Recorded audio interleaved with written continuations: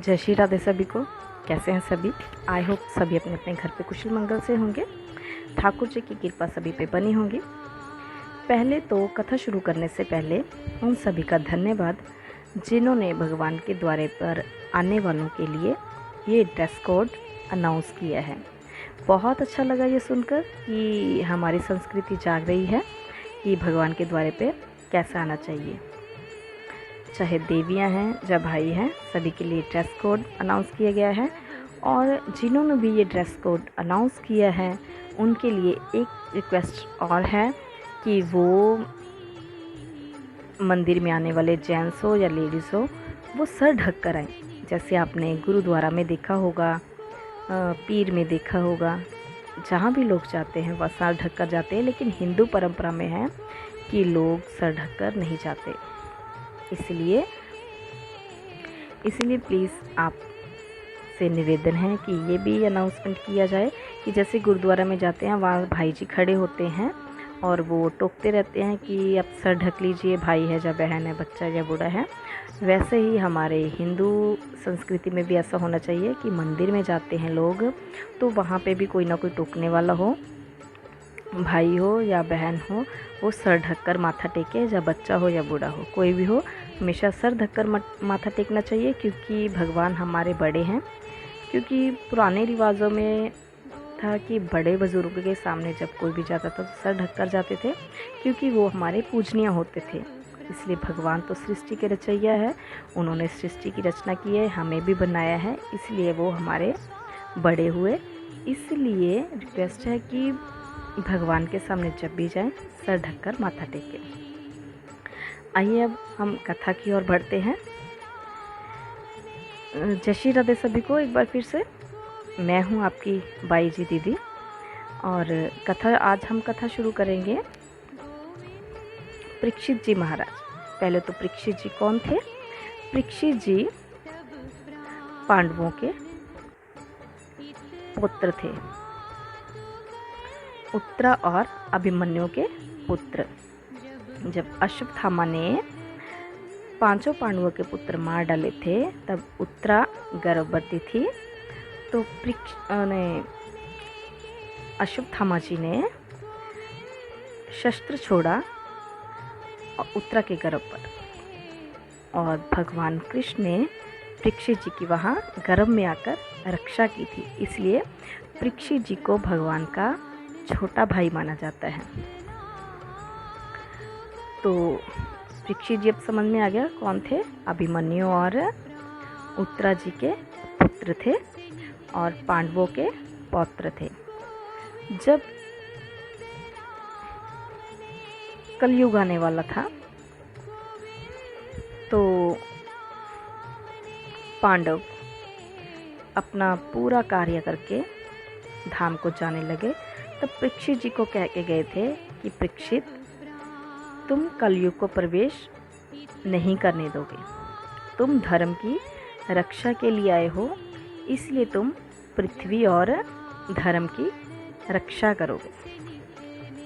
परीक्षित जी से वचन लिया और पांडव धाम को चले गए। एक दिन क्या हुआ कि परीक्षित जी सफाई करवा रहे थे अपने महल की, तो वहाँ उन्हें एक मुकुट मिला। वो मुकुट किसका था? दुर्योधन का, जो भीम जी ने उठा लिया था। तो उस मुकुट में क्या था? कलयुग का वास। स्वर्ण में क्या होता है? कलयुग का वास होता है।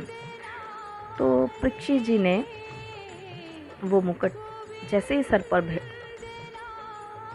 रखा तो उनका मन हुआ शिकार खेलने का, क्योंकि कलयुग उन पे सिर पे सवार हो गया। तो शिकार खेलने का मन हुआ तो वो शिकार खेलने के लिए वन को निकल गए। देखिए परीक्षित जी कैसे थे? परीक्षित जी एक धर्म कार्य करने वाले पुरुष थे, धर्म की रक्षा करने वाले थे। जब कलयुग किसी के सिर पे भी सवार होता था तो किसी को कुछ भी नहीं पता चलता, न क्रोध का न दुख का। उसे कुछ भी नहीं पता चलता कि वो क्या कार्य कर रहे हैं। तो बुद्धि के ऊपर बैठ गया कलयुग अब परीक्षित जी शिकार खेलने जा रहे हैं तो उनको बड़े ज़ोर से प्यास लगी। वो अपने साथियों से बिछड़ गए और पानी की तलाश में इधर उधर जाने लगे। जंगल में अब पानी की व्यवस्था कहाँ से होगी? कहीं भी नहीं। तो उन्हें एक ऋषि का आश्रम दिखा। कौन से ऋषि का? जहाँ शमीक ऋषि रहते थे। शमीक ऋषि बहुत ऊंचे पदवी के थे। शमीक ऋषि जी बैठे थे, आंखें बंद किए अपनी समाधि में बैठे थे। परीक्षित जी आए। परीक्षित जी ने उन्हें प्रणाम नहीं किया, कुछ नहीं कहा, बस उन्हें सीधा बोला, ऋषिवर मुझे प्यास लगी है, मुझे पानी चाहिए। ऋषिवर तो अपनी समाधि में लीन थे, वो कैसे दे सकते थे जल? परीक्षित जी ने 2-3 बार उन्हें यही बोला कि ऋषिवर मुझे प्यास लगी है, मुझे जल चाहिए। ऋषिवर ने आंखें नहीं खोली। परीक्षित जी क्रोधित हो गए। अरे मूर्ख, तेरे को पता नहीं मैं कौन हूँ? मैं आ गई ना बीच में, जहाँ मैं आ जाए ना वहाँ सब कुछ ख़त्म हो जाता है। तो ये मैं को ख़त्म करना चाहिए। कहीं ऐसा ना हो कि जब हम में मैं आ जाती है, हम मैं में आकर बहुत कुछ बोल जाते हैं, लेकिन बाद में पछताते हैं। तो मैं को लाने की बजाय पहले सोच समझ के बोलिए कि आप क्या बोल रहे हैं। कभी भी मैं नहीं लानी चाहिए। ईगो तो बिल्कुल ही नहीं होनी चाहिए। देखिए, जहाँ ईगो होगी ना वहाँ रिश्ते नहीं होंगे, वहाँ सिर्फ ईगो होगी। अगर रिश्ते निभाने हैं तो उन्हें बराबरी का दर्जा देना चाहिए। जैसे हस्बैंड वाइफ का हो, भाई बहन का हो, माता पिता का हो, हमेशा बराबरी का रिश्ता रखें। उसमें कभी ईगो ना आए। खास करके हस्बैंड और वाइफ के रिश्ते में कभी भी ईगो नहीं होनी चाहिए। अगर हस्बैंड वाइफ को अपने बराबर का दर्जा देगी और वाइफ अपने हस्बैंड को, तो उनमें कभी झगड़ा ही नहीं होगा। इसलिए हमेशा बराबरी का रिश्ता हो, ईगो का नहीं। तो परीक्षित जी में ईगो आ गई और उन्होंने मरा हुआ सर्प वहाँ पे पड़ा था। कमान से एक तीर निकाला और ऋषिवर के गले में डाल दिया और वहाँ से चले गए। और जब ये बात शमीक ऋषि के पुत्र श्रृंगी को पता चली, वो रोते रोते अपने पिता के पास आया। जब पिता ने अपने पुत्र की आवाज़ सुनी कि क्यों रो रहा है, तो उसने आंखें खोली। लेकिन पिता की आंखें खोलने से पहले श्रृंगी ऋषि परीक्षित जी को श्राप दे चुके थे कि तेरी मृत्यु आज से 7 दिन बाद तक्षक नाग से हो जाएगी। तक्षक नाग बहुत जहरीला नाग, जिसके डसने से तेरी मृत्यु होगी। देखिए, ये 7 दिन क्या है, पहले तो ये समझिए। 7 दिन, ये हमें 7 दिन, हमें भी 7 दिन ही मिले हैं। परीक्षित और कोई नहीं है, परीक्षित हम ही हैं। ये तक्षक नाग कौन है जो दिन पर दिन हमारी तरफ बढ़ रहा है? ये है कलयुग।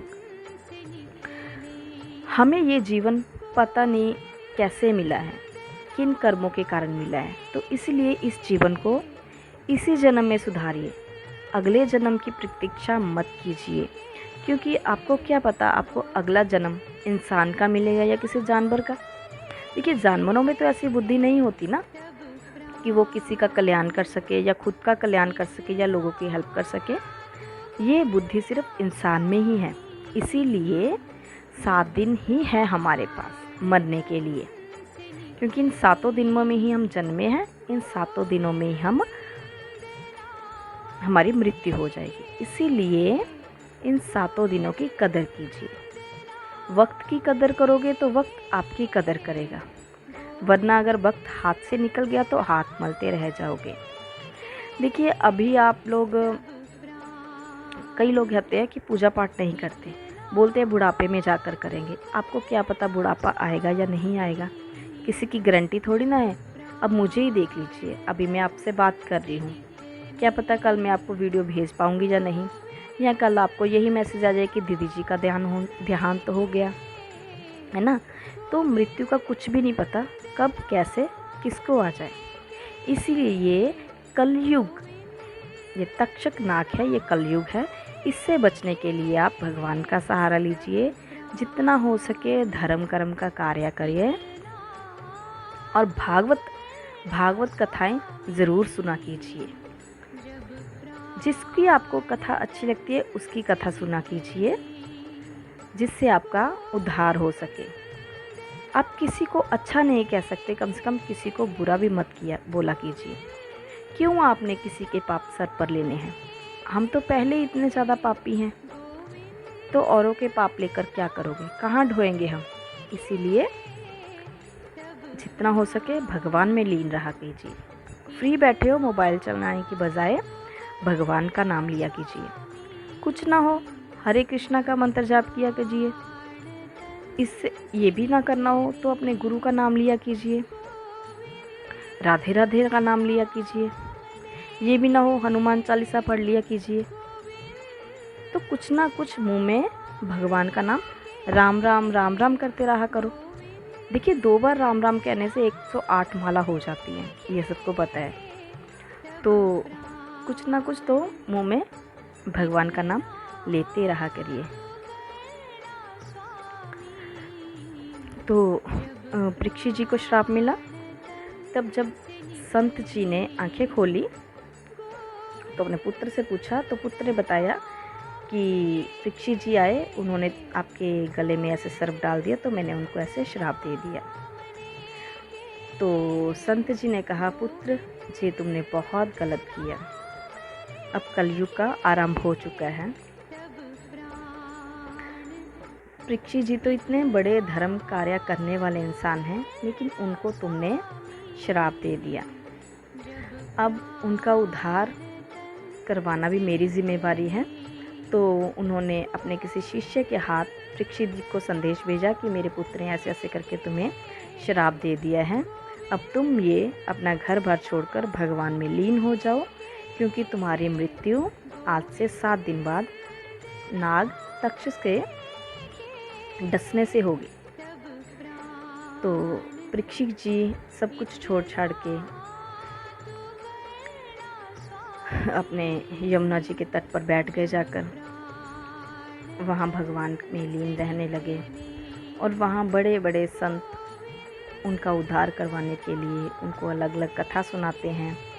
और फिर वहाँ ही सुखदेव जी महाराज भी परीक्षित जी को कथा सुनाने आते हैं। हमने लास्ट कथा में सुखदेव जी के बारे में सुना था, कौन थे, और वही सुखदेव जी ही परीक्षित जी को मुक्ति दिलवाने के लिए आते हैं। जिनमेर्जे बहुत कोशिश करता है, जिनमेर्जे कौन है, परीक्षित जी का पुत्र, वो बहुत कोशिश करता है मेरे पिता को तक्षनाग ना डसे, लेकिन फिर भी तक्षनाग आकर परीक्षित जी को डस लेता है सातवें दिन। और परीक्षित जी को जब ही समझ में आता है कि ये शरीर हमारा नहीं है, ना ही हमारी आत्मा हमारी है, आत्मा तो परमात्मा का रूप है, जो परीक्षित जी की कथा सुनते सुनते ही उसमें लीन हो गई थी। अब खाली शरीर बैठा था उनका, जिसको तक्षनाग ने डसा, क्योंकि श्राप था पूरा करना था। और ये कथा आपको सुनाने का मतलब यही है कि ये आत्मा भी हमारी नहीं है, क्योंकि हम तो एक किराए के घर में बैठे हैं। जब मालिक कहेगा हमारे किराए का घर हमें छोड़ के जाना पड़ेगा, क्योंकि इसका मालिक कोई और है, हम नहीं। हम तो ज़बरदस्ती इसके मालिक बैठे हैं। ये हाथ आंखें पाँव हमारे नहीं हैं। हम कहते हैं हमारी आंखें हमारे पाँव, लेकिन जब किसी के हाथ पाँव आंखें ख़राब हो जाती है, जब आपकी थी तो आपने ख़राब क्यों होने दी, है ना। इसलिए ये कुछ भी हमारा नहीं है, शरीर का पार्ट सब भगवान के हैं। इसीलिए हमें चाहिए कि हम कैसे भगवान की पूजा करें, कैसे उसकी आराधना कर सकते हैं। आज की कथा हम यहीं पे संपूर्ण करते हैं। आगे की कथा हम जल्दी से लेकर आएंगे, लेकिन एक रिक्वेस्ट और है सभी से कि मैं ऑनलाइन कथा करना चाहती हूँ सबके साथ, और लेकिन अगर आपकी परमिशन हो तो अभी के लिए अगर है कुछ तो मुझे प्लीज़ बताइएगा कमेंट में। अभी के लिए हमारी कथा यहीं पे संपन्न होती है। जय श्री राधे सभी को।